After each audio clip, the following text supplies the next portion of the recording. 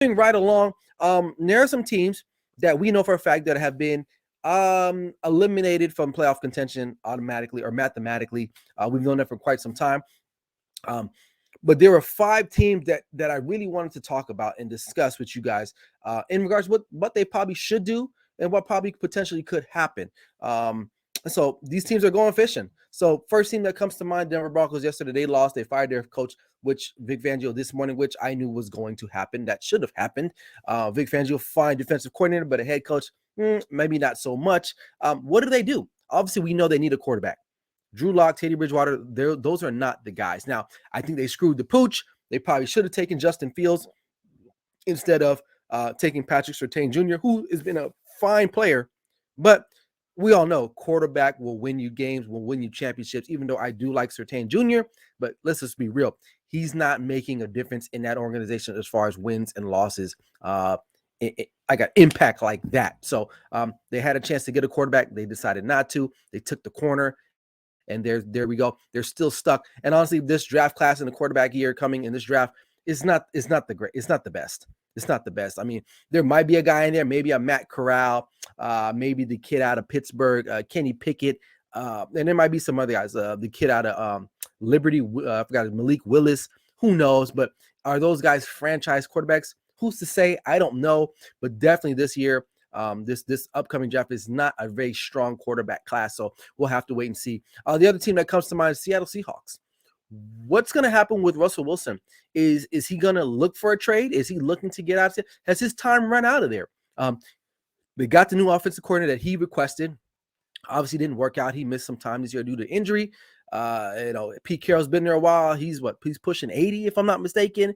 Are guys in the locker room not hearing his message anymore? Have they done a lot? Look, they gave contracts to guys especially like Jamal Adams, a guy who's a safety, and defensive linemen have more interceptions than he does. It gave him a lot of money to get him from New York. So the defense is, I don't even think that good anymore the way it used to be. So that whole coaching staff needs to be revamped. So what do I see in the future? There's a good chance that Pete Carroll should retire. Russell Wilson, I think they can probably reboot it if they commit to obviously protecting him, and they got to get him some more weapons. They got to get him some more weapons. And I don't know if the offensive coordinator that Russell Wilson really picked is the guy for them, but I think Pete Carroll probably has to go first because look, sometimes that happens in coaching, man. Like you lose your voice. It happens to me all the time too. As a coach, I've coached a lot of positions over my coaching career. And sometimes I've been able to be like, you know what? I'll let another coach come in and take this spot, and I'll move on to somewhere else within the team because, maybe the kids don't hear me anymore. And what I mean by that is like, they hear me, but they don't feel me like that. So maybe I just need to move on, clean slate. And that's what the Seahawks need to do, because you can't lose Russell Wilson. You can't. He's still a good player. Is he great like he once was? I mean, this was a bad season for him, of course. It was a very bad season for him. But is he still a great player? Yes, I think he still can be a great player, barring no injury, but the situation has to be right. And I don't know what they're going to do. But I think if I'm the GM in Seattle, you have to keep Russell Wilson, because if not, you don't have a quarterback. You basically you have nothing. You have nothing. You're in the cold, stuck, looking in from the outside. So I don't know. Next team, Cleveland Browns, a team that is very talented on offense and defense, but of course the quarterback play has just been atrocious for them the last year. Now Baker had some strides last year, showed us a little something, but it's not going to work. He was selected number 1 overall. Should he have been a number 1 overall pick? Probably not, but you know how it goes, man. You win the Heisman, you get your name out there, it boosts your stock. And the Browns took him when they probably should have taken like a Lamar Jackson, somebody like that, or a Justin Herbert. Or were they the same draft class? No, not Justin Herbert. I'm sorry, like a Lamar Jackson. Excuse me, guys like that. So the Browns, I feel, are still in a good position. You're in a division where the Steelers will be looking for a new quarterback, of course. The Bengals, can they sustain what they've done this year into next season? Maybe not. I don't know. Still a young quarterback, still a young coach, still a young tandem between Jamar Chase and Joe Burrow. Who knows? The Baltimore Ravens are a wild card because they're going to go as far as Lamar Jackson will take them. Now they were plagued with a lot of injuries, and I don't have them on this gone fishing because I feel like they can still reboot. I don't think there's a lot of questions in Baltimore. It just depends on the health of Lamar Jackson, so that's why I left them off this. But as far as the Browns are concerned, look, this team is ready to go now.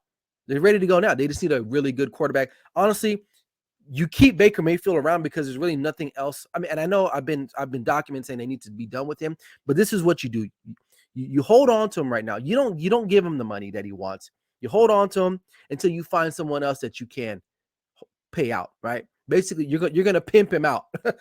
Unfortunately, that's the best term I can think of is to pimp him out right now until you can get the right quarterback, a franchise quarterback that can come and take you guys to the next level. Because Baker Mayfield is not going to be that guy, right? He's not going to be the guy. He makes way too many progressive commercials, and he's not even that great of a player. So he'll probably lose that here in a minute too, because progressives going to look at that and be like, yeah, man, like you're not even that good anymore. So we rode that train.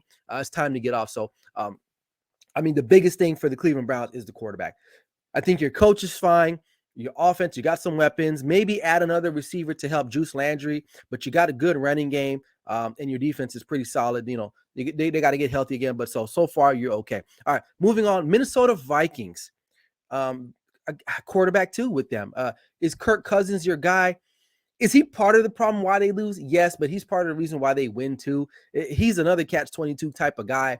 You're damn if you do and damn if you don't. They have a great running back in Dalvin Cook. Zimmerman is like Pete Carroll. He's been there a while. They probably need to get another voice in that organization. They need to switch things up. You have Justin Jefferson. You have Adam Thielen. You got offensive guys that can help you score. So they're probably going to, honestly, you're going to have to switch over to an offensive-minded guy for a head coach. It's work. You look at most of all the playoff teams, right?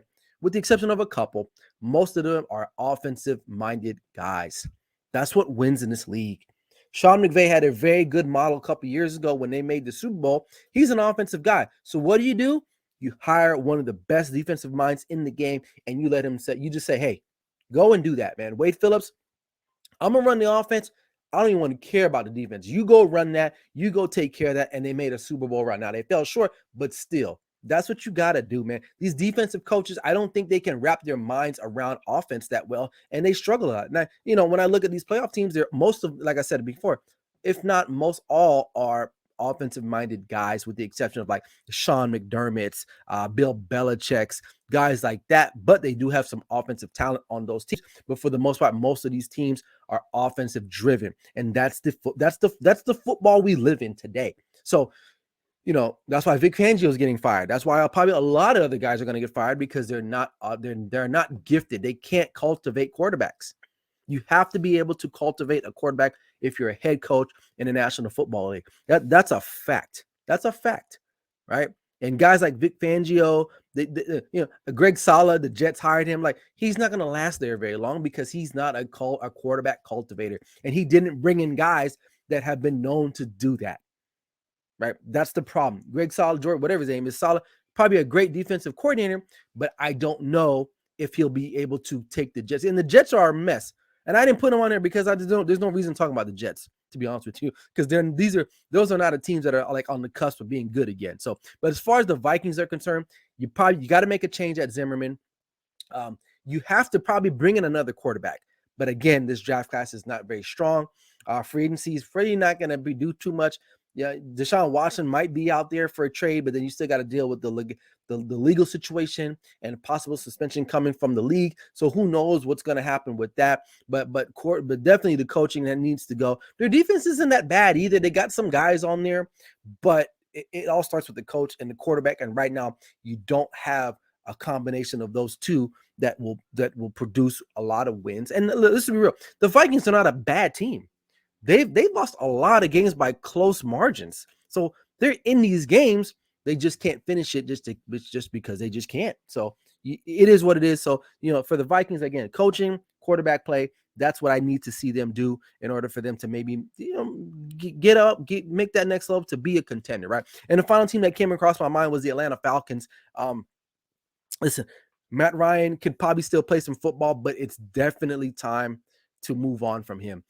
They had opportunity to get a quarterback. They picked high in the draft this last season. They went ahead and went and got Kyle Pitts, who's been a phenomenal player. I believe he made the Pro Bowl.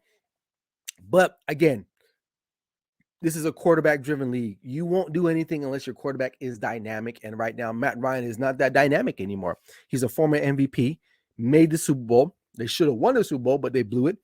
But nonetheless, I think he could be a really good backup, a guy that I think he's an ultimate competitor, but if you bring in another quarterback, you can help him.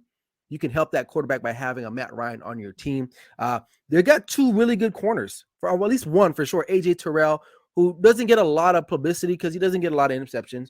A lot of you guys, these nerds out here that are really big on the yards, giving up by a DB, which is fine. I understand that. But AJ Terrell is definitely one. He is a lockdown corner.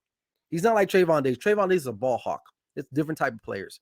AJ Terrell is a lockdown corner, but not helping his team much. They're still losing a lot of games. One of their best players is probably their kicker. Young Koo Ho, whatever his name is, I forgot. But for the Falcons, I think the coach but needs another year or two probably to see. But this is the problem in the NFL. You don't have a year or two in some situations, so they're gonna have to figure out a way to kind of, I don't think you get rid of Matt Ryan, because if you get rid of him, who you have that's comparable or better to Matt Ryan at this point? That's what you have to consider if you're a team that's looking for a quarterback upgrade. Well, what do you do? Because at the end of the day, you're still going to lose if you get a guy that's less than what Matt Ryan is, or a Russell Wilson, or a Baker Mayfield. So who's out there on the market? Who's a free agent? Again, Deshaun Watson situation again might be in play. Who knows what's going to happen with that? But those are the teams, the 5 teams that I feel like could make a jump next year if they draft correctly, if they play the free agent game right, and we'll just have to see what happens there with that. So we're moving along here.